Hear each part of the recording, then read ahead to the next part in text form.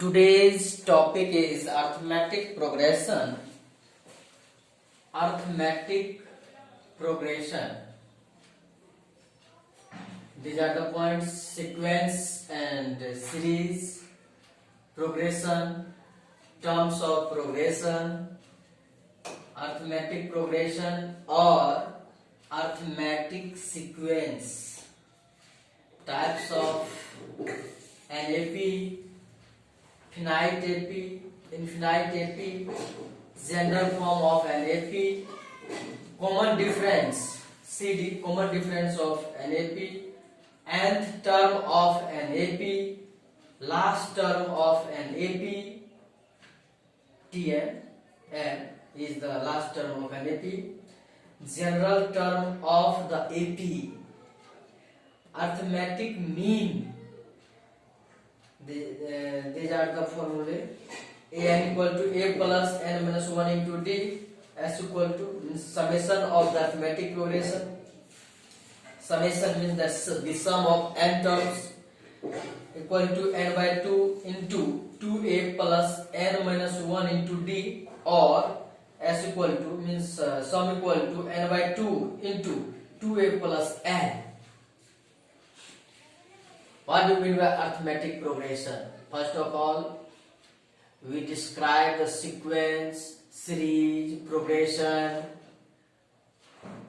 and arithmetic progression. A sequence is succession of numbers written according to some definite rule. अब sequence, सबसे पहले sequence को समझ। Sequence का हिंदी अनुक्रम होता है। ऐसे गणित में अनुक्रम का अर्थ वही है जो अंग्रेजी के डिक्शनरी में सीक्वेंस का अर्थ है। अब एक बार इसको जान लें, ये सीक्वेंस, सबसे पहले ये सीक्वेंस क्या है? संख्याओं का अनुक्रम। यानी ये जो लिखे हैं, ये सीक्वेंस सक्सेशन ऑफ नंबर, संख्याओं का एक समूह जो अपने से पिछले का अनुकरण करता है। यहां ध्यान दो, 1 2 3 4 5 डॉट डॉट डॉट। एक बात है, अगर हम यहाँ पर जो कौन सी संख्या आएगी अगर पूछ दे तो तुरंत जवाब दोगे कि 6 होगा। क्यों? क्योंकि तुमने देखा कि इसका पिछला क्या कर रहा है। तो पिछला क्या कर रहा है? पिछला से आगे बढ़ रहा है, एक बढ़ रहा है। तो फिर इसका पिछला क्या कर रहा है? इस अपने पिछला से ये बढ़ रहा है। तो जब अपने पिछला से आगे हो रहा है तो ये भी अपने पिछला से आगे होगा। इसी को हम सीक्वेंस कहते हैं। सीक्वेंस जो है यानी कि संख्याओं का समूह है और जो अपने से पहले का अनुकरण करता है। पहला, first, second, third, fourth, fifth dot dot dot dot nth term, यानी कि सब एक दूसरे का अनुकरण करता है। इसी अनुक्रम को हम डिक्शनरी अंग्रेजी में कहते हैं उसको सीक्वेंस। अब एक बात और जानो, यहाँ पर अगर इस तरह से बढ़ता जा रहा है या अगर घटने की बात ले, एक ऐसा लिखते हैं 10 9 8 7 6 डॉट डॉट डॉट। नेक्स्ट क्या होगा? अगर ये पूछ दिया जाए कि इसके नेक्स्ट क्या होगा तो क्लियरली तुम बता दोगे कि ये 5 होगा। क्यों? क्योंकि इसका पिछला क्या कर रहा है? इसका पिछला क्या कर रहा है? एक डेफिनिट रूल से वो जो है सो आगे बढ़ रहा है। तो संख्याओं का ऐसा समूह जो अपने पिछले को अनुकरण करता हो, पिछला से अनुकरण करता हो, मतलब एक डेफिनिट रूल से बढ़ रहा हो या घट रहा हो, इस तरह के समूह को, ग्रुप को हम क्या कहते हैं? सीक्वेंस कहते हैं। अब ये जो होता है, अभी डॉट डॉट करते इनफिनाइट तक है ना, इसीलिए इसका टाइप्स जो है, इसका टाइप्स अगर कहेगा how many types of sequence, तो there are 2 types of sequence, finite and infinite. अगर यहाँ हम इसको फिक्स कर दें, ये तो इनफिनाइट ही हो गया। अगर इसी को हम इस तरह से नहीं 1 2 3 4 5 इतना तक रखते तो फिनाइट हो गया ना, या इसी को लिखते फिक्स कर देते 10 9 8 7 6 फिक्स कर दिए, ये भी फिनाइट नहीं हो गया, यानी कि जिसमें टर्म फिक्स हो जाता है, यानी टर्म, ये सब टर्म है, इच टर्म, ये टर्म है, ये टर्म है, ये टर्म है, ये टर्म है, ये टर्म है, तो इसको फर्स्ट वाला जो पहला में है उसको फर्स्ट टर्म कहते हैं, और उसके बाद सेकेंड, थर्ड, फोर्थ, आज जो लास्ट में रहता है उसको हम लास्ट टर्म कहते हैं। इसका उसके बारे में चर्चा करेंगे, क्योंकि ये जनरल फॉर्म है, यहाँ पर हमने लिखा है general term of the AP, general form of the AP तो बताएंगे ही, general term of the AP, इसको जनरल टर्म कहा गया है, इसको लास्ट वाला को एपी में का जो लास्ट टर्म होता है, जैसे ये लास्ट टर्म है तो लास्ट टर्म को general term of the AP कहा गया है। जैसे यहाँ है, यहाँ एक फर्स्ट टर्म है, फर्स्ट टर्म है, शुरू में जो होता है पहला टर्म जिसको फर्स्ट टर्म कहते हैं। तो अब एक बात है, यहां तक ये सीक्वेंस की बात आ गई, सीक्वेंस क्लियर हो गया। अब सीक्वेंस क्लियर हो गया, अब सीरीज क्या है? इसी में 1 2 3 4 5 है, इस बीच में प्लस कर दें, प्लस कर दें, तो ये अगर प्लस कर देंगे तो ये हो गया सीरीज। यहां था सीक्वेंस, ये हो गया सीरीज। इसी में डॉट डॉट है तो इनफिनाइट है, डॉट डॉट नहीं था उस तरह था तो फिनाइट। क्लियर है ना? तो इसी में या घटाव कर देंगे 1 - 2 अब -3, इसी तरह से घटता चला जाएगा, यानी कि प्लस माइनस से घटाने से। अब इसी तरह इस तरह से लिखते तो नहीं है, लेकिन घटाते हुए है इसको देखो, इस तरह से हम लिखते तो नहीं है लेकिन इस तरह से लिखते हैं। ये देखो, ये घटाने से हो रहा है ना, हम 10 लिखे हैं, इसमें प्लस से कर दें 9, तो इसका घट तो रहा है ना, ये तो घट रहा है ना, क्या है ये, इससे ये घट रहा है, इससे ये घट रहा है, इससे ये घट रहा है। एक निश्चित, यानी कि जब निश्चित कोई फिक्स्ड नंबर घट रहा हो या जुट रहा हो, बढ़ रहा हो, ये तो डायरेक्ट यहाँ तो क्या किया है, ये प्लस प्लस कर दिया है ना, तो हम इसका नहीं बात कर रहे हैं, हम कर इससे और इसमें क्या हुआ, एक प्लस हुआ, यहां से यहां तक आने में जो है एक प्लस हुआ, फिर यहां से यहां आने में इसको +1 हुआ, यानी कि बढ़ रहा। उसी तरह से यहाँ जो है सो माइनस हुआ, 1 माइनस हुआ इसमें। क्लियर है ना? यानी कि ये जो है सो इसमें बढ़ रहा है और इसमें जो है सो एक निश्चित नियम के अनुसार जो है सो ये घट रहा है। तो ये हो गया सीक्वेंस, ये हो गया सीरीज। सीरीज में जो है सो ये फिक्स हो जाता है, ठीक है।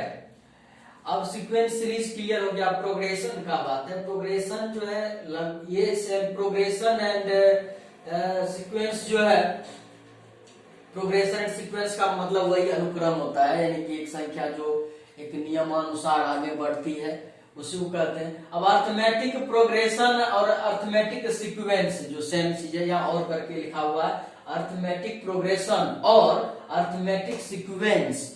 तो ये एक श्रेणी है, मतलब एक सीरीज है, एक सीरीज है, ये एक सीरीज है जिसमें हर एक अगला से पिछला को घटाने पर एक कांस्टेंट टर्म आती है, यानी कि निश्चित। जैसे अगला से पिछला घटाएंगे, जैसे यहाँ हम अगला से 2 में से एक पिछला घटाए, 2 इसमें से अगला में से पिछला घटाए तो कितना है 1, फिर अगला में से पिछला को घटाएंगे कितना आएगा 1, फिर अगला में से पिछला को घटाएंगे कितना आएगा 1। इसी टाइप को हम एपी कहते हैं, इसी को अर्थमेटिक प्रोग्रेशन कहते हैं।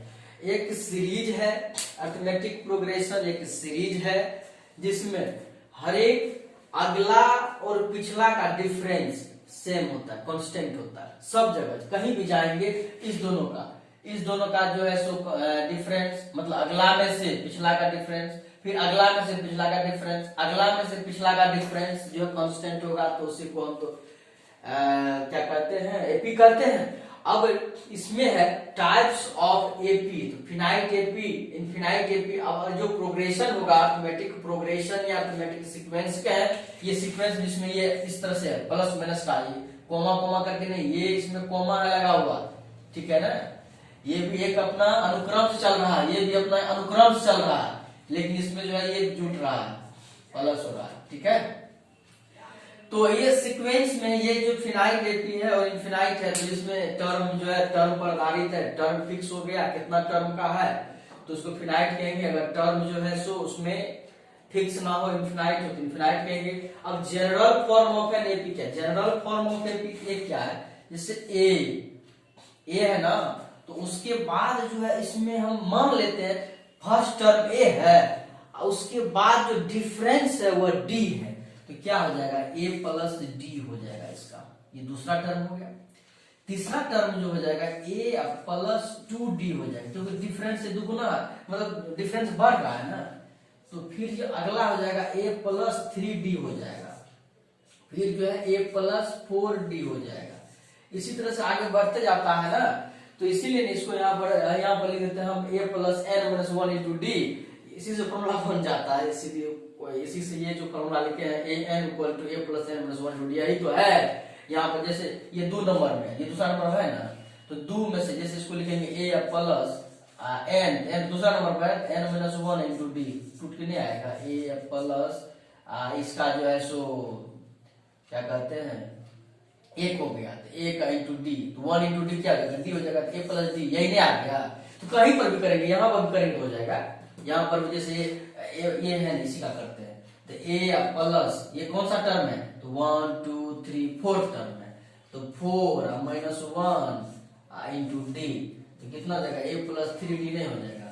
ए प्लस 3d को इसी को लिखे 4 माइनस 1 एन माइनस 1 इंटू डी, यही तो है। क्लियर है ना? तो अब ये general form of an AP हो गया। कॉमन डिफरेंस, और कॉमन डिफरेंस क्या है? इस टर्म को, पहला टर्म यानी कि पिछला टर्म और अगला टर्म, ये दोनों का डिफरेंस, फिर पिछला टर्म अगला टर्म का डिफरेंस, जो डिफरेंस जैसे जितना से वो फिक्स्ड रूल, ये ना डेफिनेट रूल से बढ़ रहा है, तो जितना से बढ़ रहा है या जितना से घट रहा है हर एक टर्म, उसी को तो हम कॉमन डिफरेंस कहते हैं। क्योंकि कॉमन मतलब होता है मतलब जो यहाँ हुआ वही वहां भी होगा, कॉमन है मतलब है दोनों में। तो जैसा यहाँ है वैसा यहाँ भी है, वैसा यहाँ भी है, कॉमन डिफरेंस है, तो कॉमन डिफरेंस वही कॉमन डिफरेंस है। अब nth term of an AP, ये nth term of an AP जो लास्ट में जो बचता है, इसी तरह से जो आगे बढ़ रहा है इसी को तो डॉट डॉट कर देते, यही तो हो गया general form of an AP. तो बताए general form of an AP, और उसी में जब लास्ट हो जाएगा A plus N minus 1 into D, ये तो लास्ट टर्म वाला है, एन टर्म वाला, जिसको हम A plus N D N minus 1 into D कहेंगे उसको, ठीक है। तो यही तो लास्ट टर्म है। अब है last term of an AP, जिसको हम इंडिकेट करते हैं या तो टीएन से या तो एन से। लास्ट टर्म को अक्सर हम लोग टीएन एन इसी तरह से इंडिकेट करते, उसको हम सूचित करते हैं। General term of the AP, the last term is the general term of the AP. Last term को जनरल टर्म कहा जाता है। अब अर्थमेटिक मीन क्या है? अर्थमेटिक मीन को समझना जरूरी है कि अर्थमेटिक मीन क्या है। जब कोई एपी दिया हुआ हो, कोई एपी दिया हुआ हो ए बी सी, यदि 3 टर्म दिया हुआ हो, उसका कहे अर्थमेटिक मीन निकालने के लिए, तो अर्थमेटिक मीन कैसे निकालेंगे? ये बहुत इंपॉर्टेंट पॉइंट है, अर्थमेटिक मीन निकालना। अब देखो, यदि एपी ऐसा है, ए बी सी, ये अर्थमेटिक एपी है, इन एपी, ये एपी है। जब A B and C are in AP में है, तब जो है बी इक्वल टू कहेगा, B is the arithmetic mean of the AP, इसका। तो b इक्वल टू जाएगा a प्लस सी बाय 2। इस दोनों को जोड़ देंगे, भागा देंगे, कारण है कि दोनों का डेफिनेट रूल से बढ़ा होगा, तो इसका माइनस इसका डिफरेंस उतना ही होगा जितना इसका, मतलब इतना करेंगे, इसका मतलब ये बीच में है, तो वही तो है a प्लस सी बाय 2 को हम कहेंगे अर्थमेटिक मीन कहेंगे। ये तो लास्ट टर्म को an से या tn से इंडिकेट करते हैं, तो a plus N minus 1 into D. ये सम है, जब हम जोड़ते हैं, इसी को अगर जोड़ने लगे, किसको जोड़ने लगे, 1 2 3 4 5 को, इसको जब जोड़ेंगे तो यही फॉर्मूला अपना बैठाएंगे n/2 into 2a plus n minus 1 into D. इस पर क्लियर है। अब इस दोनों को हम प्रूव करते हैं। अब ये इसका जो an equal to a plus n minus one जो दिया है और सम जो है n by two into two plus n minus one, इसको हम प्रूफ करते हैं।